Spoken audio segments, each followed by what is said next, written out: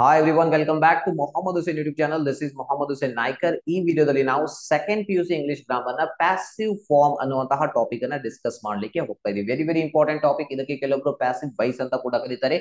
ಇದು ನಿಮಗೆ 2 ಅಂಕಕ್ಕೆ ಇರಲಿದೆ. ಮೊದಲು ಇದು 3 ಅಂಕಕ್ಕೆ ಇರ್ತಿತ್ತು, ಬಟ್ ಈಗ 2 ಅಂಕಕ್ಕೆ ಇರಲಿದೆ. ಸೊ ಮಾರ್ಕ್ಸ್ ಎಷ್ಟಿದೆ ಅದು ಇಂಪಾರ್ಟೆಂಟ್ ಇಲ್ಲ, ಬಟ್ ಅದರ ಹಿಂದಿನ ಕಾನ್ಸೆಪ್ಟ್ ಏನು, ಲಾಜಿಕ್ ಏನು, ಅದು ನಮಗೆ ಅರ್ಥ ಆಗ್ಬೇಕು. ಅದನ್ನ ಅರ್ಥ ಮಾಡ್ಕೊಂಡ್ರೆ ಮುಂದೆ graduation, competitive exam, life long ಅದರಿಂದ ಬೆನಿಫಿಟ್ ಆಗುತ್ತೆ. ಜಸ್ಟ್ ಮಾರ್ಕ್ಸ್ ಹಿಂದೆ ಬಿದ್ದರೆ ಏನು ಅದು ಯೂಸ್ ಆಗೋದಿಲ್ಲ. ಸೊ ಈ ವಿಡಿಯೋನ ಸ್ಟಾರ್ಟ್ ಮಾಡೋದಕ್ಕಿಂತ ಮುಂಚಿತವಾಗಿ ನಾನು ಇಲ್ಲಿ ಕೆಲವೊಂದಿಷ್ಟು ಪ್ರಾಮಿಸಸ್ ಗಳನ್ನ ಮಾಡ್ತಾ ಇದ್ದೀನಿ. ಏನು ಪ್ರಾಮಿಸಸ್ ಅಂದ್ರೆ, number one, my promise number one, this is going to be the best video on YouTube on passive voice. This is my promise. ಇದು ಬೆಸ್ಟ್ ವಿಡಿಯೋ ಆಗಲಿದೆ. ಈಗ ಆಲ್ರೆಡಿ ಯೂಟ್ಯೂಬ್ ಮೇಲೆ ನೂರಾರು ವಿಡಿಯೋಸ್ಗಳು ಈ ಟಾಪಿಕ್ ಮೇಲೆ ಇವೆ. ಎಲ್ಲ ವಿಡಿಯೋಸ್ ಅನ್ನ ನಾನು ನೋಡಿದ್ದೀನಿ, ಬಟ್ ಈ video is going to be better than all those videos. In fact, it is going to be the best video on YouTube on passive voice. Idu nandu number one. And promise number one. And promise number two, you don't need to watch any other video after watching this video. Ee video nodid nanತರ ಯಾವುದೇ video ನೋಡುವಂತ ಅವಶ್ಯಕತೆ ನಿಮಗೆ ಇಲ್ಲ. That's my second promise. And third promise, you will definitely get 2 out of 2 marks in this topic. This is my third promise. 2 out of 2 ನಿಮಗೆ ಪಕ್ಕಾ ಬರುತ್ತೆ, but ಅದನ್ನ ಬರಬೇಕಂದ್ರೆ ಒಂದು ಕಂಡೀಷನ್ ಕೂಡ ಇದೆ. You need to give your full attention. I just need your full attention for 15 minutes. 15 ನಿಮಿಷ ನಿಮ್ಮ ಟೈಮ್ ಕೊಡಿ. ಈ ಕಾನ್ಸೆಪ್ಟ್ ಅನ್ನ, ಈ ಟಾಪಿಕ್ ಅನ್ನ ಈಸಿಯೆಸ್ಟ್ ಲ್ಯಾಂಗ್ವೇಜ್ ಅಲ್ಲಿ ನಾನು ನಿಮಗೆ ಎಕ್ಸ್ಪ್ಲೇನ್ ಮಾಡ್ಲಿಕ್ಕೆ ರೆಡಿ ಇದ್ದೇನೆ. ಸೊ ವಿತೌಟ್ ಫೋಕಸ್ ಏನು ಅಚೀವ್ ಮಾಡ್ಲಿಕ್ಕೆ ಸಾಧ್ಯ ಇಲ್ಲ. ಸೊ ಹಾಗಾಗಿ ನನಗೆ ನಿಮ್ಮ ಫೋಕಸ್ ನ ಅವಶ್ಯಕತೆ ಇದೆ. ವಿಡಿಯೋ ಸ್ಕಿಪ್ ಮಾಡಬೇಡಿ, ವಿಡಿಯೋನ ಕೊನೆಯವರೆಗೆ ನೋಡಿ. ವಿಡಿಯೋದ ಕೊನೆಯಲ್ಲಿ ನಿಮ್ಗೆ ಅನ್ನೋದು ಅಮೇಸಿಂಗ್ ನ್ಯೂಸ್ ಕೂಡ ಸಿಗಲಿದೆ. ಜಸ್ಟ್ ಕೊನೆಯವರೆಗೆ ವಿಡಿಯೋನ ನೋಡಿದ್ರೆ ಮಾತ್ರ. And then one practice question ಕೂಡ ಕೊನೆಯಲ್ಲಿ ನಿಮ್ಗೆ ಸಿಗಲಿದೆ, ಅದರಿಂದ ನೀವು ಪ್ರಾಕ್ಟೀಸ್ ಕೂಡ ಮಾಡಿ. ಸೊ ಇಲ್ಲಿ ನೀವು ನೋಡಿ, ಏನು ನಾವು ಈ ವಿಡಿಯೋದಲ್ಲಿ ಕಲೀಲಿಕ್ಕೆ ಹೋಗ್ತಾ ಇದ್ದೀವಿ. What we are going to learn today are in this video. So ಮೊದಲು, which helping verbs should be use and where. Passive voice ಅಂತ ಬಂದಾಗ ಅಲ್ಲಿ ಹೆಲ್ಪಿಂಗ್ ವರ್ಬ್ಸ್ ಇರುತ್ತೆ. ಸೊ ಯಾವ ಹೆಲ್ಪಿಂಗ್ ವರ್ಬ್ಸ್ ಯೂಸ್ ಮಾಡಬೇಕು ಅಂಡ್ ಎಲ್ಲಿ ಯೂಸ್ ಮಾಡಬೇಕು, ಈ ಎರಡು ಪ್ರಶ್ನೆಗಳಿಗೆ ನಮಗೆ ಉತ್ತರ ಸಿಗಲಿದೆ. ನಂತರ which form of verb should be use, ಅಲ್ಲಿ ವರ್ಬ್ಸ್ ಕೊಟ್ಟಿರ್ತಾರೆ, ಅದರ ರೈಟ್ ಫಾರ್ಮ್ ಯೂಸ್ ಮಾಡಿ ಅಂತ ಕ್ವಶನ್ ಅಲ್ಲಿ ಕೊಟ್ಟಿರ್ತಾರೆ. ಬಟ್ ರೈಟ್ ಫಾರ್ಮ್ ಅಂದ್ರೆ ಏನು, ಯಾವ ಫಾರ್ಮ್ ಯೂಸ್ ಮಾಡಬೇಕು, ಆ ಪ್ರಶ್ನೆಗೆ ನಮಗೆ ಆನ್ಸರ್ ಸಿಗಲಿದೆ. And our next question, how to easily find out V2 and V3 forms. So ಇದು ಸ್ವಲ್ಪ ಡಿಫಿಕಲ್ಟ್ ಇದೆ. ಇಲ್ಲಿ ಈವನ್ 90+ ಇಂಗ್ಲಿಷ್ ನಲ್ಲಿ ಸ್ಕೋರ್ ಮಾಡೋರು ಕೂಡ ಮಿಸ್ಟೇಕ್ ಮಾಡ್ತಾರೆ. V2 and V3 ಫಾರ್ಮ್ಸ್ ಕೊಂಡಿರೋದು ಸ್ವಲ್ಪ ಡಿಫಿಕಲ್ಟ್, ಬಟ್ ನಾನು ನಿಮ್ಗೆ ಒಂದು ಈಸಿ ಮೆಥಡ್ ಅನ್ನ ಹೇಳಿ ಕೊಡಲಿದ್ದೇನೆ. ಸೊ ವಿಡಿಯೋನ ಕಂಟಿನ್ಯೂ ಆಗಿ ಕೊನೆವರೆಗೆ ನೋಡಿ, ಸ್ಕಿಪ್ ಆಗ್ಬಿಡಿ. ಸೊ ಬನ್ನಿ ಈಗ ವಿಡಿಯೋನ ಸ್ಟಾರ್ಟ್ ಮಾಡೋಣ. ಸೊ ಇಲ್ಲಿದೆ ಒಂದು ಪ್ರಶ್ನೆ. ಈ ರೀತಿ ನಿಮ್ಗೆ ಒಂದು ಪ್ರಶ್ನೆ ಕೊಡಲಾಗುತ್ತೆ. Complete the following by filling in the blanks. ಏನು, the right form of verb. ಏನ್ ಕೊಡಲಾಗಿದೆ ನೋಡಿ, ರೆಡ್ ಕಲರ್ ನಲ್ಲಿ ಇರುವಂತಹ ಟೆಕ್ಸ್ಟ್ ಅನ್ನ ಓದಿ ರೈಟ್ ಫಾರ್ಮ್ ಆಫ್ ವರ್ಬ್ ಅಂತ ಕೊಡಲಾಗಿದೆ. ಅಂಡ್ ಈ ರೀತಿ ಪ್ರಶ್ನೆ ಕೊಡಲಾಗುತ್ತೆ ಕೆಳಗಡೆ. ರೂಫ್ ಬ್ಲಾಂಕ್ ಬ್ರಾಕೆಟ್ ನಲ್ಲಿ ನೋ ಅಂತ ಕೊಡಲಾಗಿದೆ. To every one in Umuofia the campaigner of POP party visited him. No words blank waste ಅನ್ನೋದು ವರ್ಬ್ ಇದೆ ಬ್ರಾಕೆಟ್ ನಲ್ಲಿ. Between them roof blank bracket ನಲ್ಲಿ ಗಿವ್ ಅನ್ನುವಂತ ವರ್ಬ್ ಇದೆ. 5 pounds to cast his vote for Maduka. So ಈ ರೀತಿ ಪ್ರಶ್ನೆ ಕೊಡಲಾಗುತ್ತೆ. ಅಂಡ್ ಮೇಲೆಗಡೆ ಏನ್ ಬರೀಲಾಗಿದೆ, using the right form of verb given in the bracket. Bracket ನಲ್ಲಿ ಏನ್ ವರ್ಬ್ ಕೊಡಲಾಗಿದೆಯಲ್ಲ, ಅದರ ರೈಟ್ ಫಾರ್ಮ್ ಅನ್ನ ಆ ಬ್ಲಾಂಕ್ ನಲ್ಲಿ ಫಿಲ್ ಮಾಡಿ ಅಂತ ನಿಮ್ಗೆ ಕೊಡಲಾಗಿದೆ. ಜಸ್ಟ್ ನಾವಿಲ್ಲಿ ವರ್ಬ್ ನ ರೈಟ್ ಫಾರ್ಮ್ ಅನ್ನ ಹಾಕ್ಬೇಕಾ? ಇಲ್ಲ, ಇಲ್ಲಿ ಹೆಲ್ಪಿಂಗ್ ವರ್ಬ್ ಕೂಡ ಹಾಕ್ಬೇಕು. ಅದು ಅವರು ಪ್ರಶ್ನೆಯಲ್ಲಿ ಮೆನ್ಷನ್ ಮಾಡೋದಿಲ್ಲ, ಅದು ನಿಮ್ಮ ಕೆಲಸ.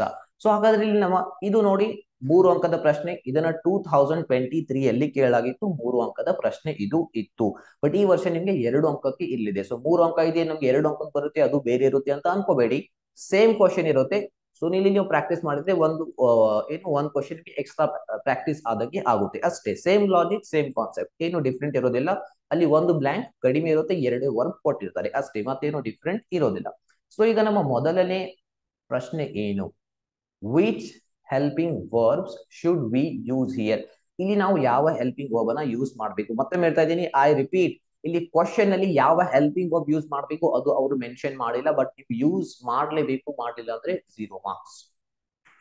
ಸೊ ಹಾಗಾಗಿ ಕೇರ್ಫುಲ್ ಆಗಿ ಅಟೆನ್ಷನ್ ಕೊಟ್ಟು ಕೇಳಿ. ಸೊ ಇಲ್ಲಿ ಯಾವ ಹೆಲ್ಪಿಂಗ್ ವರ್ಬ್ ಅನ್ನ ಯೂಸ್ ಮಾಡಬೇಕು ಗೊತ್ತಿಲ್ಲ ಅಂದ್ರೆ ಟ್ರೈ ಮಾಡಿ, ನೀವೇ ಆನ್ಸರ್ ಮಾಡ್ಲಿಕ್ಕೆ ಟ್ರೈ ಮಾಡಿ. ಸೊ ನಾನು ನಿಮ್ಗೆ ಒಂದು ಹಿಂಟ್ ಕೊಡಬಹುದು. So my hint is here. Was and var ಅನ್ನುವಂತ ಹೆಲ್ಪಿಂಗ್ ವರ್ಬ್ಸ್ ಅನ್ನ ನಾವಿಲ್ಲಿ ಯೂಸ್ ಮಾಡ್ತೀವಿ. ಟ್ರೈ ಮಾಡಿ. ಈಗ ವಾಸ್ ಅಂಡ್ ವರ್ ನಿಮ್ಗೆ ಗೊತ್ತಿದೆ ಅಂತ ಹೇಳಿ ಎಲ್ಲಿ ಬೇಕು ಒಂದು ವಾಸ್ ಹಾಕ್ಬೋದಾ, ಇಲ್ಲಿ ವಾಸ್ ಹಾಕ್ಬೋದು, ವಾಸ್ ಹಾಕ್ಬೇಕು ಅಥವಾ ವರ್ ಹಾಕ್ಬೇಕು. ಸೊ ಇಲ್ಲಿ ನೋ ವರ್ಡ್ಸ್, ಇಲ್ಲಿ ವಾಸ್ ಹಾಕ್ಬೇಕು ಅಥವಾ ವರ್ ಹಾಕ್ಬೇಕು. ರೂಫ್ ಆದ ನಂತರ ವಾಸ್ ಹಾಕ್ಬೇಕು, ವರ್ ಹಾಕ್ಬೇಕು, ಅದು ಕೂಡ ನಮ್ಗೆ ಗೊತ್ತಿರ್ಬೇಕು. ಗೊತ್ತಿಲ್ಲ ಅಂದ್ರೆ ಅಗೇನ್ ಮಾರ್ಕ್ಸ್ ಸಿಗೋದಿಲ್ಲ. ಸೊ ಯಾವ ಹೆಲ್ಪಿಂಗ್ ವರ್ಬ್ಸ್ ಯೂಸ್ ಮಾಡ್ತೀವಿ, was and were. And second question ನಮ್ಗೆ when to use or where to use was and were. Was ಅನ್ನ ಎಲ್ಲಿ ಯೂಸ್ ಮಾಡಬೇಕು ಅಂಡ್ ವರ್ ಅನ್ನ ಎಲ್ಲಿ ಯೂಸ್ ಮಾಡಬೇಕು. ಸೊ ಅದು ನಮ್ಗೆ ಗೊತ್ತಾಗಬೇಕು, ನಮ್ಮ second question. And third one, which form of verb should be use here. So ಇಲ್ಲಿ ನಾವು ಯಾವ ಫಾರ್ಮ್ ಆಫ್ ವರ್ಬ್ ಅನ್ನ ಯೂಸ್ ಮಾಡಬೇಕು. ಇಲ್ಲಿ ಕ್ವಶನ್ ಅಲ್ಲಿ ಕೊಟ್ಟಿದ್ದಾರೆ right form of verb. Right form of verb ಅಂದ್ರೆ ಯಾವ್ದು ಅದನ್ನ ನೀವು ಕೇಳ್ಬೋದು. ಟ್ರೈ ಮಾಡಿ, ಗೊತ್ತಿದ್ರೆ ಆನ್ಸರ್ ಮಾಡ್ಲಿಕ್ಕೆ ಟ್ರೈ ಮಾಡಿ ಕಾಮೆಂಟ್ ನಲ್ಲಿ.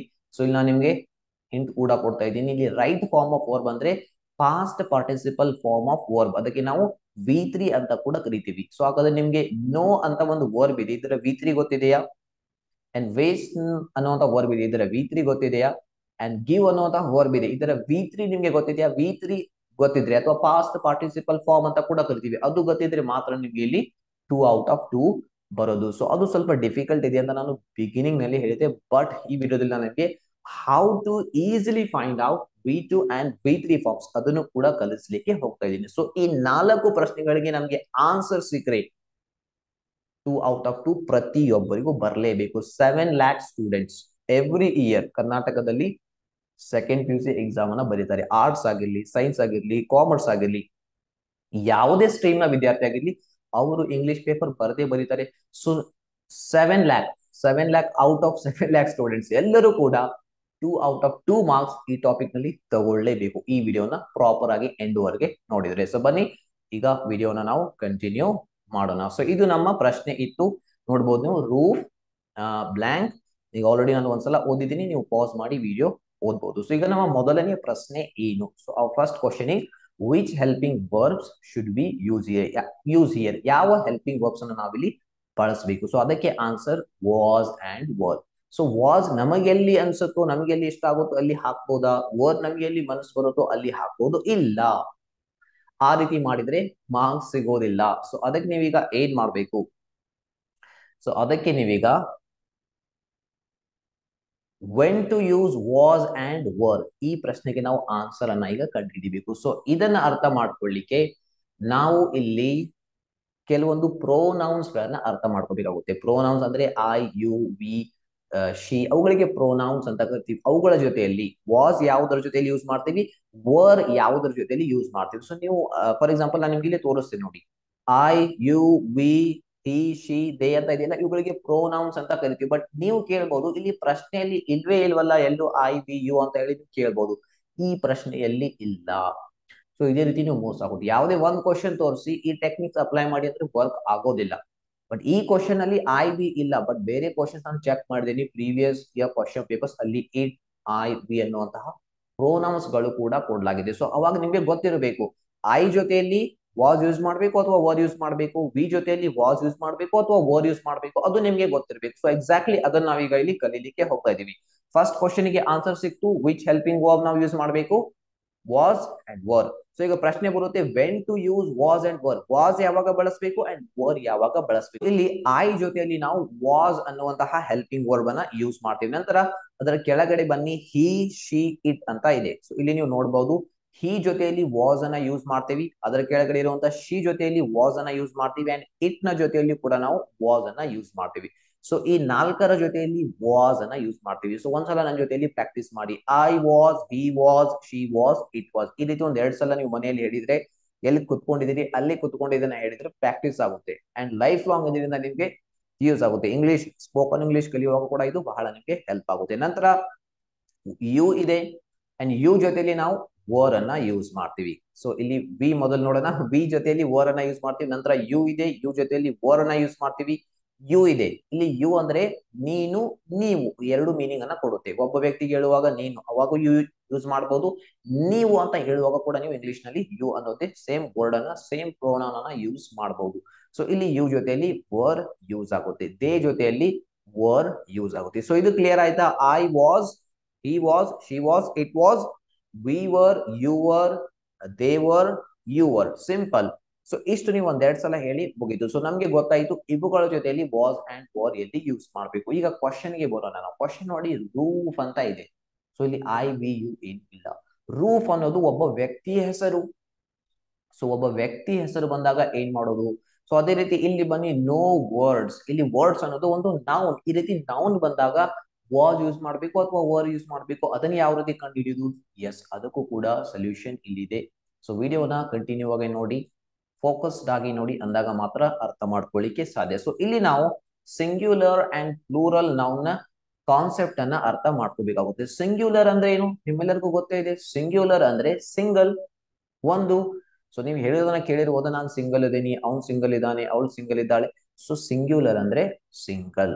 ಓಕೆ. ಪ್ಲೂರಲ್ ಅಂದ್ರೆ ಒಂದಕ್ಕಿಂತ ಹೆಚ್ಚು. ಕನ್ನಡದಲ್ಲಿ ಏಕವಚನ, ಬಹುವಚನ ಅಂತ ಕರಿತೀವಿ. ಒಂದಿದ್ರೆ ಒಂದು, ಒಂದಕ್ಕಿಂತ ಹೆಚ್ಚಿದ್ರೆ ಎರಡು, ಮೂರು, ನಾಲ್ಕು, ಎಷ್ಟಾದ್ರೂ ಇಲ್ಲಿ ಅದಕ್ಕೆ ಬಹುವಚನ ಅಂತ ಕರಿತೀವಿ. ಇಂಗ್ಲಿಷ್ ನಲ್ಲಿ ಪ್ಲೂರಲ್ ನೌನ್ ಅಂತ ನಾವು ಕರಿತೀವಿ. ಸೊ ಸಿಂಗ್ಯುಲರ್ ನೌನ್ ಬಂದಾಗ ನಾವು ವಾಸ್ ಯೂಸ್ ಮಾಡಬೇಕು ಅಥವಾ ವರ್ ಯೂಸ್ ಮಾಡಬೇಕು. ಸಿಂಪಲ್ ಇದೆ. ಸಿಂಗ್ಯುಲರ್ ಬಂದಾಗ ನಾವು ವಾಸ್ ಅನ್ನುವಂತಹ ನೌನ್ ಹೆಲ್ಪಿಂಗ್ ವರ್ಬ್ ಅನ್ನ ಯೂಸ್ ಮಾಡಬೇಕು. ಸಾರಿ, ಸಿಂಗ್ಯುಲರ್ ನೌನ್ ಬಂದಾಗ ವಾಸ್ ಅನ್ನುವಂತಹ ಹೆಲ್ಪಿಂಗ್ ವರ್ಬ್ ಅನ್ನ ಯೂಸ್ ಮಾಡಬೇಕು. ಒಂದ್ ವೇಳೆ ಪ್ಲೂರಲ್ ನೌನ್ ಬಂದ್ರೆ, ಸೊ ಪ್ಲೂರಲ್ ನೌನ್ ಬಂದಾಗ ವರ್ ಅನ್ನುವಂತಹ ಹೆಲ್ಪಿಂಗ್ ವರ್ಬ್ ಅನ್ನ ಯೂಸ್ ಮಾಡಬೇಕು. ಸಿಂಪಲ್ ಇದೆಯಾ? ಸಿಂಗ್ಯುಲರ್ ಗೆ ವಾಸ್, ಪ್ಲೂರಲ್ ಗೆ ವರ್. ಸೊ ನೀವೀಗ ಇಲ್ಲಿ ಕೇಳಬಹುದು, ಇಲ್ಲಿ ನೀವು ಹೇಳಿದ್ರಲ್ಲ ಯು ಅಂದ್ರೆ ನೀನು, ಯು ಅಂದ್ರೆ ನೀವು. ಸೊ ಇಲ್ಲಿ ಯು ಅಂದ್ರೆ ನೀನು, ಇದು ಸಿಂಗ್ಯುಲರ್. ಸೊ ವಾಸ್ ಬರ್ಬೇಕಾಗಿತ್ತು, ವರ್ ಬಂದಿದೆಯಲ್ಲ ಅಂತ ಕೇಳ್ಬೋದು. ಇದು ಒಂದು ಎಕ್ಸೆಪ್ಷನ್. ಇಂಗ್ಲಿಷ್ ನಲ್ಲಿ ಇದು ಒಂದು ಎಕ್ಸೆಪ್ಷನ್. ಯು ಸಿಂಗ್ಯುಲರ್ ಇದ್ರೂ ಕೂಡ ಅಲ್ಲಿ ವರ್ ಯೂಸ್ ಆಗುತ್ತೆ, ಪ್ಲೂರಲ್ ಇದ್ರೂ ಕೂಡ ವರ್ ಯೂಸ್ ಆಗುತ್ತೆ. ಸೊ ಈಗ ಇನ್ನು ಒಂದು ಪ್ರಶ್ನೆಯಲ್ಲಿ ನಿಮ್ಮ ಮೈಂಡ್ ನಲ್ಲಿ ಹುಟ್ಟಬಹುದು. ಏನದು ಪ್ರಶ್ನೆ ಅಂದ್ರೆ, ಸಿಂಗ್ಯುಲರ್ ನೌನ್ ಪ್ಲೂರಲ್ ನೌನ್ ಅನ್ನ ಯಾವ ರೀತಿ ಗುರುತಿಸೋದು? ಸೊ ಅದಕ್ಕೂ ಕೂಡ ಒಂದು ಸಿಂಪಲ್ ಟೆಕ್ನಿಕ್ ಇದೆ, ಟ್ರಿಕ್ ಇದೆ. ಸೊ ಅದನ್ನ ಅರ್ಥ ಮಾಡ್ಕೊಳ್ಳೋಣ. ಸೊ ಇಲ್ಲಿ ಫಾರ್ ಎಕ್ಸಾಂಪಲ್ ನೋಡಿ, singular noun and plural noun. So ಒಂದು ಎಕ್ಸಾಂಪಲ್ ನಾನು ನಿಮ್ಗೆ ಕೊಡ್ತಾ ಇದ್ದೀನಿ, ಪೆನ್ ಅಂಡ್ ಪೆನ್ಸ್. ಇಲ್ಲಿ ಪೆನ್ ಸಿಂಗ್ಯುಲರ್, ಪೆನ್ ಅಂದ್ರೆ ಒಂದು ಪೆನ್, ಪೆನ್ಸ್ ಅಂದ್ರೆ ಪ್ಲೂರಲ್. ಸೊ ಪೆನ್ಸ್ ನ ಕೊನೆಯಲ್ಲಿ ಏನಿದೆ? ಎಸ್ ಇದೆ. ರೆಡ್ ಕಲರ್ ನಲ್ಲಿ ಇರುವಂತಹ ಎಸ್ ಅನ್ನ ನೋಡಿ, ಅದು ಪ್ಲೂರಲ್ ನಲ್ಲಿ ಇದೆ. ಸೊ ಇದರ ಅರ್ಥ ಏನು? ಇಂಗ್ಲಿಷ್ ನಲ್ಲಿ majority nouns, majority plural nouns ನ ಕೊನೆಯಲ್ಲಿ ಎಸ್ ಇರುತ್ತೆ. ಎಲ್ಲಿರುತ್ತೆ? ಇಂಗ್ಲಿಷ್ ನಲ್ಲಿ ಮೆಜಾರಿಟಿ, ಎಲ್ಲ ಅಂತ ನಾನು ಹೇಳ್ತಾ ಇಲ್ಲ, ಮೆಜಾರಿಟಿ ನೌನ್ಸ್ ನ ಕೊನೆಯಲ್ಲಿ ಎಸ್ ಇರುತ್ತೆ. ಸೊ ಎಸ್ ಇದ್ರೆ ಅದು ನೀವು ಪ್ಲೂರಲ್ ನೌನ್ ಅಂತ ಐಡೆಂಟಿಫೈ ಮಾಡಬಹುದು. ಸೊ ಇನ್ನೊಂದು ಎಕ್ಸಾಂಪಲ್ ನೋಡಿ, ಟೇಬಲ್, ಟೇಬಲ್ಸ್ ಕೊನೆಯಲ್ಲಿ ಏನಿದೆ? ಎಸ್ ಇದೆ. ಸೊ ಹಾಗಾಗಿ ಇದು ಪ್ಲೂರಲ್ ನೌನ್. ಈ ರೀತಿ ನೀವು ಗುರುತಿಸಬಹುದು singular and plural noun. But ಕೆಲವೊಂದು ಎಕ್ಸೆಪ್ಷನ್ಸ್ ಕೂಡ ಇರೋದು. ಅಂದ್ರೆ ಕೆಲವೊಂದು ನೌನ್ಸ್, ಪ್ಲೂರಲ್ ನೌನ್ಸ್ ನ ಕೊನೆಯಲ್ಲಿ ಎಸ್ ಇರೋದಿಲ್ಲ, ಆದ್ರೂ ಕೂಡ ಅವು ಪ್ಲೂರಲ್ ಆಗಿರುತ್ತವೆ. ಫಾರ್ ಎಕ್ಸಾಂಪಲ್ ಇಲ್ಲಿ ನೋಡಿ, ಪರ್ಸನ್, ಪರ್ಸನ್ ಅಂದ್ರೆ ಒಬ್ಬ ವ್ಯಕ್ತಿ, ಪೀಪಲ್ ಅಂದ್ರೆ ವ್ಯಕ್ತಿಗಳು. ಎಸ್, ಇಲ್ಲಿ ಎಸ್ ಇಲ್ಲ, ಆದ್ರೂ ಕೂಡ ಪೀಪಲ್ ಅನ್ನೋದು ಒಂದು ಪ್ಲೂರಲ್ ನೌನ್. ಇಂತಹ ನೌನ್ಸ್ ಗಳು ನಿಮ್ಗೆ ಸ್ವಲ್ಪ ಗೊತ್ತಿರಬೇಕು. ಎಕ್ಸಾಮ್ ನಲ್ಲಿ ಕೊಡುವಂತದ್ದು ಸಿಂಪಲ್ ಇರುತ್ತೆ, ನಿಮ್ಮ ಟೆಕ್ಸ್ಟ್ ಬುಕ್ ನಿಂದಾನೇ ಬಂದಿರುತ್ತೆ. ಸೊ ಈಸಿಯಾಗಿ ನೀವು ಅದನ್ನ ಗುರುತಿಸಬಹುದು. ಅಂಡ್ ಇದು ಒಂದು ಕೆಲವೊಂದು ಡಿಫಿಕಲ್ಟ್ ಕೂಡ ಅನಿಸ್ಬಹುದು, ಟ್ರಿಕಿ ಕೂಡ ಇರಬಹುದು. ಫಾರ್ ಎಕ್ಸಾಂಪಲ್ ನೋಡಿ, ಇದು ವುಮನ್ ಅಂಡ್ ವುಮೆನ್. ಸೊ ಇದು ನಾನು ಉದ್ದೇಶಪೂರ್ವಕವಾಗಿ ತೆಗೆದುಕೊಂಡಿದ್ದೀನಿ ಎಕ್ಸಾಂಪಲ್ ನಲ್ಲಿ. ನಿಮ್ಗೆ ಒಂದು ಚಾಪ್ಟರ್ ಇದೆ, where there is a wheel ಅಂತ ಹೇಳಿ. ಸೊ ಅದರಲ್ಲಿ ಈ ವುಮನ್, ವುಮೆನ್ ಅನ್ನುವಂತಹ ವರ್ಡ್ ರಿಪೀಟೆಡ್ ಆಗಿ ಯೂಸ್ ಆಗಿದೆ. ಸೊ ಅಲ್ಲಿ ವುಮನ್, ಇಲ್ಲಿ ಸ್ಟೂಡೆಂಟ್ಸ್ ಬಹಳ ಕನ್ಫ್ಯೂಸ್ ಆಗ್ತಾರೆ. ವುಮನ್ ನಲ್ಲಿ ನೋಡಿ, ಫಸ್ಟ್ ಸಿಂಗ್ಯುಲರ್ ನೌನ್ ನಲ್ಲಿ ಎಂ ಆದ ನಂತರ ಎ ಇದೆ, WOMAN, ಇದು ಸಿಂಗ್ಯುಲರ್. ವುಮನ್ ಅಂದ್ರೆ ಮಹಿಳೆ. ಪ್ಲೂರಲ್ ನಲ್ಲಿ ಜಸ್ಟ್ ಎ ಇಲ್ಲ, ಇ ಇದೆ. ಅದಕ್ಕೆ ವುಮೆನ್ ಅಂತಾರೆ, ವಿಮೆನ್ ಕೂಡ ಅಂತಾರೆ. ಸೊ ನಾನು ವಿಮೆನ್ ಅಂತ ಅದನ್ನ ಪ್ರೊನೌನ್ಸ್ ಮಾಡ್ತೀನಿ. ವುಮೆನ್ ಅಂದ್ರೆ ಮಹಿಳೆಯರು. ಎಸ್, ಸ್ಲೈಟ್ ಡಿಫ್ರೆನ್ಸ್ ಇದೆ. ಎ ಇದ್ರೆ ಸಿಂಗ್ಯುಲರ್, ಒಂದು ವೇಳೆ ಇ ಇದ್ರೆ ಅದು ಪ್ಲೂರಲ್ ನೌನ್ ಆಗುತ್ತೆ. ಸೊ ಅಲ್ಲಿ ಕನ್ಫ್ಯೂಸ್ ಆಗ್ಬೇಡಿ. ಇದರ ಮೇಲೆ ಕ್ವಶನ್ ಬಂದ್ರೆ ನಿಮ್ಗೆ ಕನ್ಫ್ಯೂಸ್ ಮಾಡ್ಲಿಕ್ಕೆ PU ಬೋರ್ಡ್ ನವರು ಇದನ್ನು ಕೂಡ ಕೊಡಬಹುದು. ನಂತರ ವ್ಯಕ್ತಿಗಳ ಹೆಸರು. ಇಲ್ಲಿ ಕ್ವಶನ್ ಅಲ್ಲಿ ನೀವು ನೋಡಿದ್ರೆ ನೌನ್ ಇದೆ, ರೂಫ್ ಅನ್ನೋದು ನೌನ್. ಇದು ಸಿಂಗ್ಯುಲರ್ ಪ್ಲೂರಲ್? ಸೊ ಅಫ್ಕೋರ್ಸ್ ಇದು ಸಿಂಗ್ಯುಲರ್ ಆಗುತ್ತೆ. ಒಬ್ಬ ವ್ಯಕ್ತಿ ಹೆಸರಿದ್ರೆ ಅದು ಸಿಂಗ್ಯುಲರ್. ಒಂದಕ್ಕಿಂತ ಹೆಚ್ಚಿನ ವ್ಯಕ್ತಿಗಳ ಹೆಸರು ಇದ್ರೆ, for example Raju and Sanju, ಇದು ಎರಡು ವ್ಯಕ್ತಿಗಳ ಹೆಸರು. ಈ ರೀತಿ ರಾಜು ಅಂಡ್ ಸಂಜು ಅಂತ ಹೇಳಿ ವಾಕ್ಯದ ಬಿಗಿನಿಂಗ್ ನಲ್ಲಿ ಬಂದ್ರೆ ಅಲ್ಲಿ ನೀವು ವರ್ಡ್ ಯೂಸ್ ಮಾಡ್ಬೇಕಾಗುತ್ತೆ. ಯಾಕೆಂದ್ರೆ ಅದು ಪ್ಲೂರಲ್ ನೌನ್. ಸೊ ಅರ್ಥ ಇದೆ ಎಲ್ಲರಿಗೂ? ಬಹಳ ಸಿಂಪಲ್ ಇದೆ. ಏನ್ ಅರ್ಥ ಮಾಡ್ಕೊಂಡಿದ್ವಿ? ಯಾವ ಹೆಲ್ಪಿಂಗ್ ವರ್ಬ್ ಯೂಸ್ ಮಾಡ್ಬೇಕು? Was were. When to use was were. Was were ಯಾವಾಗ ಯೂಸ್ ಮಾಡ್ಬೇಕು? ನಾವು ಕೆಲವೊಂದು ಪ್ರೋನೌನ್ ಜೊತೆಯಲ್ಲಿ ನೋಡಿದ್ವಿ, ವಾಸ್ ವರ್ ಎಲ್ಲಿ ಬರುತ್ತೆ. ಅದ ನಂತರ ಸಿಂಗ್ಯುಲರ್ ಪ್ಲೂರಲ್ ನೌನ್ ಅಂದ್ರೆ ಏನು ಅರ್ಥ ಮಾಡ್ಕೊಂಡ್ವಿ. ಎಕ್ಸಾಂಪಲ್ ಕೂಡ ನಾವು ನೋಡಿದ್ವಿ. ಸಿಂಗ್ಯುಲರ್ ನೌನ್ ಜೊತೆಯಲ್ಲಿ ವಾಸ್. ಹಾಗಾದ್ರೆ ಪೆನ್ ಜೊತೆಲಿ ಏನ್ ಯೂಸ್ ಮಾಡ್ತೀರಿ? Pen, was. ಪೆನ್ಸ್ ಅಂದ್ರೆ ಪೆನ್ಸ್ ವರ್.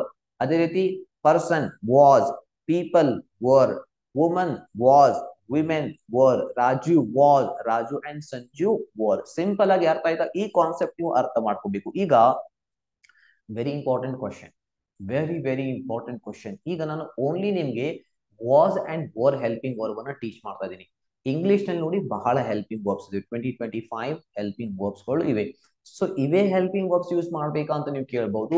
ನೋಡಿ ಪ್ಯಾಸಿವ್ ವಾಯ್ಸ್ ಅಲ್ಲಿ ನಾವು ಬಹಳ ಹೆಲ್ಪಿಂಗ್ ವರ್ಬ್ಸ್ ಅನ್ನ ಯೂಸ್ ಮಾಡಬಹುದು. But second PUC English paper ನಲ್ಲಿ 99% was and were helping verb use ಆಗುವಂತಹ ಕ್ವಶನ್ ಬರುತ್ತೆ. ಇಲ್ಲಿವರೆಗೆ ಇದನ್ನ ಬಿಟ್ಟು ಬೇರೆ ಕ್ವಶನ್ ಕೇಳಿಲ್ಲ.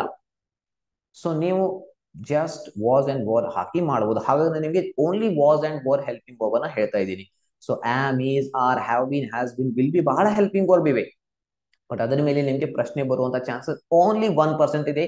99% ಚಾನ್ಸ್ ಇದೆ ಇಂತಹ ಕ್ವಶನ್ ಬರುತ್ತೆ, ಅಲ್ಲಿ ನೀವು was and were helping verb use ಮಾಡಬೇಕಾಗುತ್ತೆ. ಸೊ ಹಾಗಾಗಿ ಇದನ್ನು ಮಾತ್ರ ನಿಮ್ಗೆ ಹೇಳ್ತಾ ಇದ್ದೀನಿ ನಾನು. ಸೊ ಈಗ ನಾವು ಇಲ್ಲಿ ಈ ಕ್ವಶನ್ ಅನ್ನ ಸಾಲ್ವ್ ಮಾಡೋಣ. ಸೊ ಇಲ್ಲಿ ನಾವು ಜಸ್ಟ್ ಹೆಲ್ಪಿಂಗ್ ವರ್ಬ್ ಅನ್ನ ಬ್ಲಾಂಕ್ಸ್ ನಲ್ಲಿ ಫಿಲ್ ಮಾಡೋಣ. ಸೊ ರೂಪ್ ಅಂತ ಇದೆ. ಸೊ ಈಗ ಇಲ್ಲಿ ವಾಸ್ ಹಾಕ್ತಿರೋ ವರ್ ಹಾಕ್ತಿರೋ ನೀವೇ ಆರಾಮಾಗಿ ಇದಕ್ಕೆ ಆನ್ಸರ್ ಮಾಡಬಹುದು. ರೂಪ್ ಅನ್ನೋದು ಏನು? ಒಬ್ಬ ವ್ಯಕ್ತಿ ಹೆಸರು. ಅದೇನಾಯ್ತು? ಸಿಂಗ್ಯುಲರ್ ಆಯ್ತು. ಸಿಂಗ್ಯುಲರ್ ಜೊತೆ ಏನ್ ಯೂಸ್ ಮಾಡ್ತೇವಿ? ವಾಸ್ ಅನ್ನ ಯೂಸ್ ಮಾಡ್ತೀವಿ. ಸೊ ಹಾಗಾದ್ರೆ ಬನ್ನಿ ಹಾಕೋಣ ರೂಪ್ ವಾಸ್. ಕ್ಲಿಯರ್? ರೂಪ್ ವಾಸ್. ವರ್ಬ್ ಫಾರ್ಮ್ ಇನ್ನು ಹಾಕೋದ್ ಬೇಡ, ಅದು ನಿಮ್ಗೆ ಏನು ಗೊತ್ತೇ ಇಲ್ಲ. ಸೊ ನೆಕ್ಸ್ಟ್ ನಾವು ಇಲ್ಲಿ ಬರೋಣ ನೋ ವರ್ಡ್ಸ್. ನೋಡಿ the POP campaigner of the campaigner of POP party visited him. No words. ನೋಡಿ ಕೊನೆಯಲ್ಲಿ ಏನಿದೆ? ಎಸ್ ಇದೆ, ವರ್ಡ್ ಇಲ್ಲ.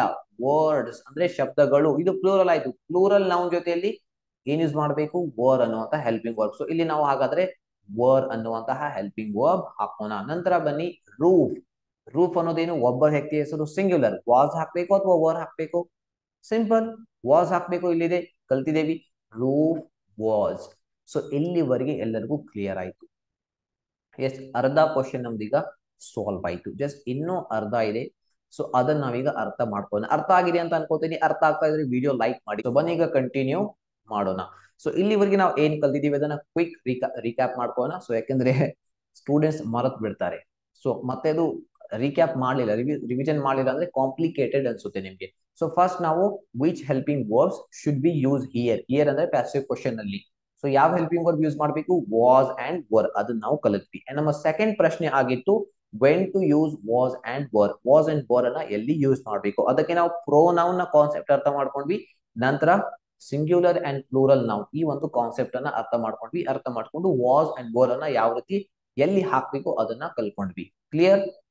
ಅಂಡ್ ನಮ್ಮ ಮೂರನೇ ಪ್ರಶ್ನೆ which form of verb should be use here. ಇಲ್ಲಿ ವರ್ಬ್ ನ ಯಾವ ಫಾರ್ಮ್ ನ ನಾವು ಯೂಸ್ ಮಾಡಬೇಕು ಇದನ್ನ ನಾವು ಕಲ್ತಿಲ್ಲ. ಅಂಡ್ ನಮ್ಮ fourth question how to easily find out V2 and V3 forms. V2 and V3 forms ಅನ್ನ ಈಸಿಯಾಗಿ ಯಾವ ರೀತಿ ಫೈಂಡ್ ಮಾಡಬೇಕು ಅದು ನಾನು ನಿಮಗೆ ನೆಕ್ಸ್ಟ್ ಸ್ಲೈಡ್ ನಲ್ಲಿ ಹೇಳ್ಕೊಡ್ಲಿಕ್ಕೆ ಹೋಗ್ತಾ ಇದ್ದೀನಿ. ಸೊ ಬನ್ನಿ ನೋಡೋಣ ಆ ಎರಡು ಪ್ರಶ್ನೆಗಳಿಗೆ ಉತ್ತರ.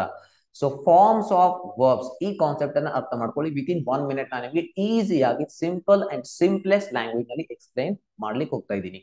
ಸೊ ಇಲ್ಲಿ ಇಂಗ್ಲಿಷ್ ನಲ್ಲಿ ಪ್ರತಿ ವರ್ಬ್ ಗೆ 4 ಬೇರೆ ಬೇರೆ ಫಾರ್ಮ್ಸ್ ಇರುತ್ತೆ, ಅಂದ್ರೆ ರೂಪಗಳು ಇರುತ್ತೆ. Each verb in English has 4 different forms ಇರುತ್ತೆ. ಸೊ ಫಾರ್ ಎಕ್ಸಾಂಪಲ್ ನಾನು ನಿಮ್ಗೆ ತೋರಿಸೋದಾದ್ರೆ ಇಲ್ಲಿ ಈ 4 ಫಾರ್ಮ್ಸ್ ಗೆ ಒಂದೊಂದು ಹೆಸರು ಕೊಡಲಾಗಿದೆ. ಯಾವ ರೀತಿ? V1, V2, V3, V4 ಅಂತ ಹೇಳಿ. ಈ ವರ್ಬ್ ಫಾರ್ಮ್ಸ್ ನ ಶಾರ್ಟ್ ನೇಮ್ಸ್ ಇವು. ಇದಕ್ಕೆ ಬೇರೆ ಒಂದು ಉದ್ದುದ ಹೆಸರು ಕೂಡ ಇವೆ. ಅಂದ್ರೆ V1 ಗೆ ನಾವು ಪ್ರೆಸೆಂಟ್ ಫಾರ್ಮ್ ಅಂತ ಕರಿತೀವಿ, V2 ಗೆ ಪಾಸ್ಟ್ ಫಾರ್ಮ್ ಅಂತ ಕರೀತಾರೆ, V3 ಗೆ ಪಾಸ್ಟ್ ಪಾರ್ಟಿಸಿಪಲ್ ಫಾರ್ಮ್ ಅಂತ ಕರೀತಾರೆ, V4 ಗೆ ಪ್ರೆಸೆಂಟ್ ಪಾರ್ಟಿಸಿಪಲ್ ಫಾರ್ಮ್ ಅಂತ ಇದಕ್ಕೆ ಕರೀತಾರೆ. ಸೊ ಆ ಹೆಸರನ್ನ ನೆನಪಿಟ್ಟುಕೊಳ್ಳುವಂತ ಅವಶ್ಯಕತೆ ಇಲ್ಲ. But V1, V2, V3, V4 ಅಂತ ನಿಮ್ಗೆ ಗೊತ್ತಾಗಬೇಕು ಅಷ್ಟೇ. ಸೊ ಈಗ ಫಾರ್ ಎಕ್ಸಾಂಪಲ್ ಒಂದು ವರ್ಬ್ ತಗೊಳ್ಳೋಣ, ಡ್ರಿಂಕ್ ಅನ್ನುವಂತಹ ವರ್ಬ್. ಸೊ ಇದರ V2, V3, V4 ಏನಾಗುತ್ತೆ ಇದು ನಿಮ್ಗೆ ಗೊತ್ತಿರಬೇಕು. ಸೊ ನಿಮ್ಮಲ್ಲಿ ಬಹಳಷ್ಟು ವಿದ್ಯಾರ್ಥಿಗಳಿಗೆ ಗೊತ್ತಿರೋದಿಲ್ಲ. ಎಸ್, ಸೊ ನೋಡಿ ಡ್ರಿಂಕ್ ನ V2 ಆಗುತ್ತೆ ಡ್ರ್ಯಾಂಕ್, V3 ಆಗುತ್ತೆ ಡ್ರಂಕ್, ಅದರದ್ದು V4 ಆಗುತ್ತೆ ಡ್ರಿಂಕಿಂಗ್. ಬಟ್ ಇದನ್ನ ಈಸಿಯಾಗಿ ಯಾವ ರೀತಿ ಫೈಂಡ್ ಔಟ್ ಮಾಡೋದು ಮುಂದೆ ನಾವು ಕಲಿಯೋಣ. ಸೊ ವಿಡಿಯೋನ ಸ್ಕಿಪ್ ಮಾಡಬೇಡಿ, ಕಂಟಿನ್ಯೂ ಆಗಿ ನೋಡಿ, ಅಂದಾಗ ಅರ್ಥ ಆಗುತ್ತೆ. ಈಟ್ ಅನ್ನುವಂತ ಈಟ್ ಅಂದ್ರೆ ತಿನ್ನು, ಇದರ V2 ಏನಾಗುತ್ತೆ? ನಿಮ್ಮಲ್ಲಿ ಕೆಲವೊಬ್ಬರಿಗೆ ಗೊತ್ತಿರಬಹುದು, ಓಕೆ, ಬಟ್ ಮೆಜಾರಿಟಿ ಸ್ಟೂಡೆಂಟ್ಸ್ ಗೆ ಗೊತ್ತಿರೋದಿಲ್ಲ. ಈಟ್ ನ V2 ಆಗುತ್ತೆ ಏಟ್, ಅದರ V3 ಆಗುತ್ತೆ ಈಟನ್, ಅಂಡ್ V4 ಆಗುತ್ತೆ ಈಟಿಂಗ್. V4 ಈಸಿಯಾಗಿ ನಾವು ಇಲ್ಲಿ ಕಂಡುಹಿಡಿಬಹುದು, ಕೊನೆಯಲ್ಲಿ ING ಹಾಕಿದ್ರೆ ಡನ್, ನಮ್ಗೆ ಸಿಕ್ಬಿಡುತ್ತೆ V4. ಬಟ್ ನಮಗ್ ಬೇಕಾಗಿರೋದು ಇಲ್ಲಿ V3. So very very important. ಈಗ ಇನ್ನು ಒಂದು ವರ್ಬ್ ನೋಡಿ, ಡಿಸೈಡ್. ಇದರ V2 ಆಗುತ್ತೆ ಡಿಸೈಡೆಡ್, V3 ಆಗುತ್ತೆ ಡಿಸೈಡೆಡ್, V4 ಆಗುತ್ತೆ ಡಿಸೈಡೆಡ್. ಸೊ ಇದು ನಾನು ಯಾಕೆ ಇಲ್ಲಿ ರೆಡ್ ಕಲರ್ ನಲ್ಲಿ ಬರ್ದಿದ್ದೀನಿ ಡಿ ಅನ್ನ, ಸೊ ನೀವು ಥಿಂಕ್ ಮಾಡ್ತಾ ಇರ್ಬೋದು. ಸೊ ಇದರಿಂದ ಒಂದು ಲಾಜಿಕ್ ಇದೆ, ಏನಂದ್ರೆ ಸೊ ಈ ರೀತಿ ವರ್ಬ್ಸ್ ಬಂದಾಗ ಇದಕ್ಕೆ ರೆಗ್ಯುಲರ್ ವರ್ಬ್ಸ್ ಅಂತ ಕರಿತೀವಿ. ರೆಗ್ಯುಲರ್ ವರ್ಬ್ಸ್ ಇದ್ದಾಗ ಕೇವಲ ಡಿ ಅಥವಾ ಇ ಹಾಕಿ ನೀವು ಅದರ V2 ಅಂಡ್ V3 ಫಾರ್ಮ್ ಅನ್ನ ಕಂಡುಹಿಡಿಬಹುದು. ಮುಂದೆ ಡೀಟೇಲ್ ಆಗಿ ಎಕ್ಸ್ಪ್ಲೇನ್ ಮಾಡ್ತೀನಿ ಆ ಒಂದು ಟ್ರಿಕ್ ಅನ್ನ. ಎಸ್, ಮುಂದೆ ನಡೀಲಿ. ಈಗ ಎಷ್ಟು ನಮ್ಗೆ ಏನ್ ಗೊತ್ತಾಯ್ತು, ಇಂಗ್ಲಿಷ್ ನಲ್ಲಿ ಪ್ರತಿ ವರ್ಬ್ಗೆ 4 ಫಾರ್ಮ್ಸ್ ಇರುತ್ತೆ. ಅವುಗಳಿಗೆ V2, V1, V2, V3 and V4 ಅಂತ ನಾವು ಕರಿತೀವಿ. ಸೊ ಮುಂದೆ ನಾವೀಗ ನೋಡೋಣ. Again complete the following by filling in the blanks using the right form of the verb. ಏನ್ ಕೇಳ್ತಾ ಇದ್ದಾರೆ ವ್ಯೂ ಬೋರ್ಡ್ ನವರು, right form of the verb ಅನ್ನ ಹಾಕಿ ಬ್ರಾಕೆಟ್ ನಲ್ಲಿ ಏನ್ ಕೊಟ್ಟಿದಾರಲ್ಲ ಆ ವರ್ಬ್ ನ ರೈಟ್ ಫಾರ್ಮ್ ಹಾಕಿ ಆ ಬ್ಲಾಂಕ್ ಅನ್ನ ಫಿಲ್ ಮಾಡಿ ಅಂತ ಅವ್ರು ಹೇಳ್ತಾ ಇದ್ದಾರೆ. ಓಕೆ, ಮಾಡೋಣ, ಮಾಡ್ತೀವಿ, ವೇಟ್ ಮಾಡಿ. ಸೊ ಈಗ ನಾವು ಪ್ರಶ್ನೆಯನ್ನ ನೋಡೋಣ. ಸೊ ನಾವು ನೋಡಿರುವಂತ ಪ್ರಶ್ನೆ ಇಲ್ಲಿದೆ. ಸೊ ಇದರಲ್ಲಿ ಈಗ ಆಲ್ರೆಡಿ ಹೆಲ್ಪಿಂಗ್ ವರ್ಬ್ ಅನ್ನ ಫಿಲ್ ಮಾಡಲಾಗಿದೆ. ಯಾವ ರೀತಿ ಮಾಡ್ಬೇಕು ಅದನ್ನ ಕಲ್ಪಿ ನಾವೇ ಅದನ್ನ ಫಿಲ್ ಮಾಡಿದೀವಿ. ಈಗ ನಮ್ಮ third question, which form of verb do we use here or should we use here? ಇಲ್ಲಿ ಬ್ರಾಕೆಟ್ ನಲ್ಲಿ ಒಂದು ವರ್ಬ್ ಕೊಡಲಾಗಿದೆ ನೋ ಅಂತ ಹೇಳಿ, ಇಲ್ಲಿ ಕೂಡ ಒಂದು ಕೊಡಲಾಗಿದೆ ವೇಸ್ಟ್ ಅಂತ ಹೇಳಿ, ಇಲ್ಲಿ ಒಂದು ಕೊಡಲಾಗಿದೆ ಗಿವ್ ಅಂತ ಹೇಳಿ. ಇಲ್ಲಿ ನಾವು ಯಾವ ವರ್ಬ್ ಫಾರ್ಮ್ ಹಾಕ್ಬೇಕು? ಸೊ ಅದಕ್ಕೆ ಆನ್ಸರ್ V3 ವರ್ಬ್ ಫಾರ್ಮ್. ಅದಕ್ಕೆ ನಾವು ಪಾಸ್ಟ್ ಪಾರ್ಟಿಸಿಪಲ್ ಫಾರ್ಮ್ ಅಂತ ಕೂಡ ಕರಿತೀವಿ. V3 ಅಥವಾ ಪಾಸ್ಟ್ ಪಾರ್ಟಿಸಿಪಲ್ ಫಾರ್ಮ್ ಅನ್ನ ನಾವು ಇಲ್ಲಿ ಹಾಕ್ಬೇಕಾಗುತ್ತೆ ಬ್ಲಾಂಕ್ ನಲ್ಲಿ. ಸೊ ಹಾಗಾದ್ರೆ V2 ಅಂಡ್ V3 ಅನ್ನ ಸುಲಭವಾಗಿ ಯಾವ ರೀತಿ ಕಂಡುಹಿಡಿಯೋದು ಅದು ನಮ್ಗೆ ಗೊತ್ತಿಲ್ಲ. ಸೊ ಅದಕ್ಕೆ ಒಂದು ಟ್ರಿಕ್ ಇದೆ, ಅದನ್ನ ಈಗ ಕಲಿಯೋಣ. ಸೊ ಇದನ್ನ ಕಲಿಬೇಕಂದ್ರೆ V2 ಅಂಡ್ V3 ಅನ್ನ ಈಸಿಯಾಗಿ ಕಂಡುಹಿಡಿಯಲಿಕ್ಕೆ ನಾವು ರೆಗ್ಯುಲರ್ ಅಂಡ್ ಇರ್ರೆಗ್ಯುಲರ್ ವರ್ಬ್ಸ್ ನ ಕಾನ್ಸೆಪ್ಟ್ ಅನ್ನ ಅರ್ಥ ಮಾಡ್ಕೋಬೇಕಾಗುತ್ತೆ. ವೆರಿ ಸಿಂಪಲ್ ಕಾನ್ಸೆಪ್ಟ್ ಇದೆ. ಫೋಕಸ್ಡ್ ಆಗಿದ್ರೆ ಈಸಿಯಾಗಿ ಅರ್ಥ ಮಾಡ್ಕೋಬಹುದು. ಫೋಕಸ್ಡ್ ಆಗಿಲ್ಲ ಅಂದ್ರೆ ಜೀವನದಲ್ಲಿ ಏನು ಕಲಿಲಿಕ್ಕೆ ಸಾಧ್ಯ ಇಲ್ಲ. ಸೊ ಬನ್ನಿ ನೋಡೋಣ. ರೆಗ್ಯುಲರ್ ಅಂಡ್ ಇರ್ರೆಗ್ಯುಲರ್ ವರ್ಬ್ ನ ಕಾನ್ಸೆಪ್ಟ್ ಅನ್ನ ನಾನು ನಿಮಗೆ ಈ ಒಂದು ಚಿಕ್ಕ ಬಾಕ್ಸ್ ನಲ್ಲಿ ಈಗ ಕಲಿಸ್ಲಿಕ್ಕೆ ಹೋಗ್ತಾ ಇದ್ದೀನಿ. ಸೊ ಯಾವ ಕಾನ್ಸೆಪ್ಟ್ ಅದು? Regular verb. ಏನದು ರೆಗ್ಯುಲರ್ ವರ್ಬ್ ಅಂದ್ರೆ ಒಂದು ವರ್ಬ್ ರೆಗ್ಯುಲರ್ ವರ್ಬ್ ಅಂತ ನಿಮ್ಗೆ ಗೊತ್ತಿದ್ರೆ ಸೊ ಅದಕ್ಕೆ ಕೊನೆಯಲ್ಲಿ ನೀವು ಆ ವರ್ಡ್ ನ ಕೊನೆಯಲ್ಲಿ ಕೇವಲ ಡಿ ಆರ್ ಇಡಿ ಅನ್ನ ಕೇವಲ ಡಿ ಆರ್ ಇಡಿ ಅನ್ನ ಸೇರಿಸಿ ಅದರ V2 ಅಂಡ್ V3 ಫಾರ್ಮ್ ಅನ್ನ ಕಂಡುಹಿಡಿಯಬಹುದು. ಬಹಳ ಸಿಂಪಲ್ ಇದೆಯಲ್ಲ. ಸೊ ಎಕ್ಸಾಂಪಲ್ ನೋಡೋಣ. ಸೊ ಇಲ್ಲಿ ಒಂದು ವರ್ಬ್ ಇದೆ ನೋಡಿ, ಡಿಸೈಡ್ ಅನ್ನೋದು ವರ್ಬ್. ಸೊ ಏನ್ ಮಾಡ್ಬೇಕು? ಸೊ ಈಗ ಇನ್ನೂ ಒಂದು ಪ್ರಶ್ನೆ, ಡಿ ಆರ್ ಇಡಿ ಹಾಕಿ ನೀವು ಒಂದು ರೆಗ್ಯುಲರ್ ವರ್ಬ್ ನ V2 ಅಂಡ್ V3 ಫಾರ್ಮ್ಸ್ ಕಂಡುಹಿಡಿಯಬಹುದು ಅಂತ ನಾನು ಹೇಳಿದೆ. ಸೊ ಅಗೇನ್ ನನಗೆ ಮನಸ್ಸು ಬಂದ್ರೆ ಎಲ್ಲಿ ಮನಸ್ಸು ಬರುತ್ತೆ ಅಲ್ಲಿ ಡಿ, ನನ್ಗೆ ಎಲ್ಲಿ ಇಷ್ಟ ಆಗುತ್ತೆ ಅಲ್ಲಿ ಇಡಿ ಹಾಕ್ಬೋದು ಅಂತ ನೀವು ಕೇಳ್ಬೋದು. No no no no, rules ಇದೆ ಅದಕ್ಕೂ ಕೂಡ. ಏನ್ ರೂಲ್ಸ್ ಇದೆ? ರೆಗ್ಯುಲರ್ ವರ್ಬ್ ನ, ವೆರಿ ಇಂಪಾರ್ಟೆಂಟ್, ರೆಗ್ಯುಲರ್ ವರ್ಬ್ ನ ಕೊನೆಯಲ್ಲಿ ಇ ಇದ್ದರೆ ಏನ್ ಮಾಡ್ಬೇಕು? ಇ ಇದ್ದರೆ ಕೇವಲ ಡಿ ಅನ್ನ ಹಾಕಬೇಕು. ಇ ಇದ್ರೆ ಮತ್ತೆ ಇ ಹಾಕುವಂತ ಅವಶ್ಯಕತೆ ಇಲ್ಲ, ಓನ್ಲಿ ನಾನು ಡಿ ಹಾಕ್ತೇನೆ. ಅಂಡ್ ಒಂದು ವೇಳೆ ಅಲ್ಲಿ ಇ ಇರಲಿಲ್ಲ ಅಂದ್ರೆ ನಾನು ಇಡಿನೇ ಹಾಕ್ತೀನಿ. ಎಸ್, ಸಿಂಪಲ್ ಇದೆಯಲ್ಲ. ಇ ಇದ್ದರೆ ಓನ್ಲಿ ಡಿ ಹಾಕ್ಬೇಕು, ಇ ಇಲ್ಲ ಅಂದ್ರೆ ಇಡಿ ಹಾಕ್ಬೇಕು. ಇಲ್ಲಿ ಎಕ್ಸಾಂಪಲ್ ನೋಡಿ, ಡಿಸೈಡ್ ಅನ್ನುವಂತಹ ವರ್ಬ್ ಇದೆ. ಈ ವರ್ಬ್ ನಲ್ಲಿ ಇ ಇದೆಯೋ ಇಲ್ವೋ ಸರಿಯಾಗಿ ನೋಡಿ. ಬ್ಲೂ ಇಂಕ್ ನಲ್ಲಿ ಇರುವಂತಹ ಇ ಅನ್ನ ನೋಡಿ. ಈ ವರ್ಬ್ ನ ಕೊನೆಯಲ್ಲಿ ಇ ಇದೆ. ಸೊ ಹಾಗಾದ್ರೆ ಇಲ್ಲಿ ಏನ್ ಹಾಕ್ತೀರಾ? ಇಲ್ಲಿ ಕೇವಲ ನಾವು ಏನ್ ಹಾಕ್ಬೇಕು? ಓನ್ಲಿ ಡಿ ಅನ್ನ ನಾವಿಲ್ಲಿ ಹಾಕ್ಬೇಕು. Decided, decided. V2 and V3 same ಇರುತ್ತೆ. Decided regular verb. ಸೊ ಇನ್ನೊಂದು ಎಕ್ಸಾಂಪಲ್ ನೋಡಿ, ಡಿಸ್ಮಿಸ್. ಡಿಸ್ಮಿಸ್ ನ ಕೊನೆಯಲ್ಲಿ ಇ ಆರ್ ಇ ಇದೆಯಾ ನೋಡಿ. ಫಸ್ಟ್ ಥಿಂಗ್ ಏನ್ ಮಾಡ್ಬೇಕು? ಇ ಇದೆಯಾ ನೋಡ್ಬೇಕು. ಇ ಇಲ್ಲ. ಸೊ ಇ ಇಲ್ಲ ಅಂದ್ರೆ ಏನ್ ಮಾಡ್ಬೇಕು? ಇಡಿ ಅನ್ನ ಹಾಕ್ಬೇಕು. ಸೊ ಇದಕ್ಕೆ ಹಾಕೋಣ dismissed. V2 and V3 simple ಆಗಿ ಕಂಡುಹಿಡಿಯಬಹುದು. ಎಷ್ಟು ಸಿಂಪಲ್ ಇದೆ ಇದು. ಓಕೆ, ಅಂಡ್ ದೆನ್ ಬರುತ್ತೆ ಇರ್ರೆಗ್ಯುಲರ್ ವರ್ಬ್ಸ್. ಇದು ಸ್ವಲ್ಪ difficult. This is a little bit difficult. Yes, difficult ಇದೆ, ನಾನು ಕೂಡ ಒಪ್ಕೊಳ್ತೇನೆ. ಸೊ ಸ್ಟೂಡೆಂಟ್ಗೆ ಬಹಳ ಪ್ರಾಬ್ಲಮ್ ಆಗುತ್ತೆ ಇದನ್ನ ಮೆಮೊರೈಸ್ ಮಾಡೋದ್ರಲ್ಲಿ, ಬೈ ಹ್ಯಾರ್ಟ್ ಮಾಡುವಾಗ. ಸೊ ಇಲ್ಲಿ ಫಾರ್ ಎಕ್ಸಾಂಪಲ್ ನೋಡಿ, ಡ್ರಿಂಕ್ ಅಂತ ಒಂದು ವರ್ಬ್ ಇದೆ. ಇಲ್ಲಿ ಏನಾದ್ರೂ ರೂಲ್ಸ್ ಇದೆಯಾ ಅಂತ ನೀವು ಕೇಳ್ಬೋದು. ಏನು ರೂಲ್ಸ್ ಇಲ್ಲಿ ಇಲ್ಲ. ಇದರ V2 ಆಗುತ್ತೆ ಡ್ರ್ಯಾಂಕ್, V3 ಆಗುತ್ತೆ ಡ್ರಂಕ್. ಹೇಗೆ ನೆನಪಿಟ್ಟುಕೊಳ್ಳೋದು? ಇದಕ್ಕೆ ಒಂದೇ ಒಂದು ಸೊಲ್ಯೂಷನ್ ಇರೋದು. ನೀವೇನ್ ಮಾಡ್ಬೇಕು? ರೆಗ್ಯುಲರ್ ಇರ್ರೆಗ್ಯುಲರ್ ವರ್ಬ್ ನ ಲಿಸ್ಟ್ ಅನ್ನ ರೆಡಿ ಮಾಡ್ಕೊಳ್ಳಿ. ಯಾವ ರೀತಿ? ಗೂಗಲ್ ನಲ್ಲಿ ಹೋಗಿ ಟೈಪ್ ಮಾಡಿದ್ರೆ ಒಂದು ಯೂಸ್ ಆಗುವಂತ ಡೈಲಿ ಯೂಸ್ ಆಗುವಂತ ಒಂದು 50 to 100 ರೆಗ್ಯುಲರ್ ವರ್ಬ್ಸ್ ಅನ್ನ ಕಲ್ತ್ಕೊಳ್ಳಿ. ಇದರಿಂದ ಕೇವಲ 2 ಅಂಕ ಸಿಗೋದಷ್ಟೇ ಅಲ್ಲ, ಲೈಫ್ ನಲ್ಲಿ ಇಂಗ್ಲಿಷ್ ಮಾತಾಡೋದನ್ನ ಕಲಿತೀರಾ. ಸೊ ಆ ರೀತಿ ಥಿಂಕ್ ಮಾಡಿದ್ರೆ ಎಫರ್ಟ್ ಹಾಕ್ಲಿಕ್ಕೆ ನಿಮಗೂ ಕೂಡ ಇಂಟ್ರೆಸ್ಟ್ ಬರುತ್ತೆ. ಜಸ್ಟ್ 2 ಮಾರ್ಕ್ಸ್ ಇಷ್ಟು ಕೆಲಸ ಮಾಡ್ಬೇಕಾ, ಇಷ್ಟು ಹಾರ್ಡ್ ವರ್ಕ್ ಮಾಡ್ಬೇಕಾ ಅಂತ ಹೇಳಿ ಬಿಟ್ಬಿಡ್ತೀರಾ. ಆ ಪಾಯಿಂಟ್ ಆಫ್ ವ್ಯೂ ಇಂದ ನೋಡ್ಬೇಡಿ. ನಿಮ್ಮ ಲೈಫ್ ನಲ್ಲಿ ನಿಮ್ಮ ಜಾಬ್ ಮುಂದೆ ಏನೋ ಮಾಡಿ ನೀವು, ಬಟ್ ಇಂಗ್ಲಿಷ್ ನ ಅವಶ್ಯಕತೆ ಇದೆ ಇವತ್ತಿನ ಕಾಲದಲ್ಲಿ. ಸೊ ಅದು ನಿಮ್ಗೆ ಗೊತ್ತಿರುವಂತದ್ದು. ಸೊ ಹಾಗಾಗಿ ಈ ವರ್ಬ್ ಲಿಸ್ಟ್ ಅನ್ನ ನೀವು, ನಾನು ಸಾಧ್ಯ ಆದ್ರೆ ನಾನು ಟ್ರೈ ಮಾಡ್ತೀನಿ, I will try my best to provide you with PDF. But in case ಆಗಲಿಲ್ಲ ಅಂದ್ರೆ ಗೂಗಲ್ ಅಲ್ಲಿ ನಿಮ್ಗೆ ಸಿಗುತ್ತೆ ಫ್ರೀ ಆಗಿ. So drink, drank, drunk. And next example, give ಅನ್ನೋದು ಒಂದು ಇರ್ರೆಗ್ಯುಲರ್ ವರ್ಬ್. ಇದರ V2 V3 ನಿಮ್ಮಲ್ಲಿ ಕೆಲವೊಬ್ಬರಿಗೆ ಗೊತ್ತಿರಬಹುದು. ಗೇವ್ ಅಂಡ್ ಗಿವನ್ ಗೊತ್ತಿಲ್ಲ ಅಂದ್ರೆ ಬೇಜಾರಾಗಬೇಡಿ, ಕಲಿಬಹುದು. You can learn anything. And third example ನೋಡಿ, ಟೇಕ್. ಇದರ V2 ಅಂಡ್ V3 ಬಹಳ ಸಿಂಪಲ್, ಟುಕ್, ಟೇಕನ್. ಸೊ ಇಲ್ಲಿ ಇನ್ನೊಂದು ಪ್ರಶ್ನೆ ಬರುತ್ತೆ, ಒಂದು ವರ್ಬ್ ಕೊಟ್ಟಾಗ ಅದು ರೆಗ್ಯುಲರ್ ವರ್ಬ್ ಇರ್ರೆಗ್ಯುಲರ್ ವರ್ಬ್ ಅನ್ನೋದು ಯಾವ ರೀತಿ ಗುರುತಿಸೋದು? ಸೊ ಅದಕ್ಕೆ ಅಗೇನ್ ಸೇಮ್ ಸೊಲ್ಯೂಷನ್. ನಾನೇನ್ ಹೇಳಿದ್ನಲ್ಲ, ವರ್ಬ್ಸ್ ಅನ್ನ ಕಲೆಕ್ಟ್ ಮಾಡ್ಕೊಂಡು ಅದರ V2 ಅಂಡ್ V3 ನೋಡಿದ್ರೆ ರೆಗ್ಯುಲರ್ ಇರ್ರೆಗ್ಯುಲರ್ ಸಪರೇಟ್ ಲಿಸ್ಟ್ ಕೂಡ ನೀವು ಮಾಡ್ಕೋಬಹುದು. ಸೊ ಆ ವರ್ಬ್ ನೀವು 2 ಸಲ ಓದಿದ್ರೆ ಕ್ವಶನ್ ನೋಡಿದ ತಕ್ಷಣ ಗೊತ್ತಾಗುತ್ತೆ ಈ ವರ್ಬ್ ರೆಗ್ಯುಲರ್ ಇದೆಯೋ ಇರ್ರೆಗ್ಯುಲರ್ ಇದೆಯೋ. ರೆಗ್ಯುಲರ್ ಇದ್ರೆ ಸಿಂಪಲ್ ನೀವು DED ರೂಲ್ ಅನ್ನ ಅಲ್ಲಿ ಅಪ್ಲೈ ಮಾಡಬಹುದು. ಸೊ ಹಾಗಾದ್ರೆ ಇಲ್ಲಿ ನೋಡೋಣ ಬನ್ನಿ. ರೂಫ್ ವಾಸ್ ನೋ ಅಂತ ಬ್ರಾಕೆಟ್ ನಲ್ಲಿ ಕೊಡಲಾಗಿದೆ. ಇದರ ರೈಟ್ ಫಾರ್ಮ್ ಯಾವುದು? ಇಲ್ಲಿ V3 ಫಾರ್ಮ್. V3 ಫಾರ್ಮ್ ನಾನು ಇಲ್ಲಿ ಹಾಕ್ಬೇಕು. ಇದು ರೆಗ್ಯುಲರ್ ವರ್ಬ್ ಇರ್ರೆಗ್ಯುಲರ್ ವರ್ಬ್? ಇದು ಇರ್ರೆಗ್ಯುಲರ್ ವರ್ಬ್. ಸೊ ನನಗ್ ಗೊತ್ತಿದೆ, ಬಟ್ ನಿಮಗೆ ಗೊತ್ತಿಲ್ಲ ಅಂದ್ರೆ ನೀವು ತಪ್ಪು ಮಾಡಬಹುದು. ಇದು ರೆಗ್ಯುಲರ್ ವರ್ಬ್ ಇರೋದು ನಡಿ ಅಂತ ಹೇಳಿ ಡಿ ಅಥವಾ ED, ಇಲ್ಲಿ ಏನೂ ಇಲ್ಲ, ನಾವು ED ಸೇರಿಸೋಣ. ನೋಡ್ ನೀವು ಮಾಡಬಹುದು. ನೋಡ್ ಇಲ್ಲಿ ಆಗೋದಿಲ್ಲ. ಸೊ ಇದು ಒಂದು ಇರ್ರೆಗ್ಯುಲರ್ ವರ್ಬ್. ನನಗೆ ಯಾಕೆ ಗೊತ್ತಿದೆ? ನಾನು ಎಲ್ಲ ವರ್ಬ್ಸ್ ಅನ್ನ ಕಲ್ತಿದ್ದೀನಿ. ಸೊ ಅದಕ್ಕೆ ನನಗೆ ಗೊತ್ತಿದೆ, ಅದಕ್ಕೆ ನಾನು ಸುಲಭವಾಗಿ ಇದನ್ನ ಗುರುತಿಸ್ತಾ ಇದ್ದೀನಿ. ಎಸ್, ಇದು ಇರ್ರೆಗ್ಯುಲರ್ ವರ್ಬ್. ಸೊ ಇಲ್ಲಿ ಏನು ರೂಲ್ ನಮಗೆ ಟ್ರಿಕ್ ಹೆಲ್ಪ್ ಆಗೋದಿಲ್ಲ. ಸೊ ಅದಕ್ಕೆ ಏನ್ ಮಾಡ್ಬೇಕು?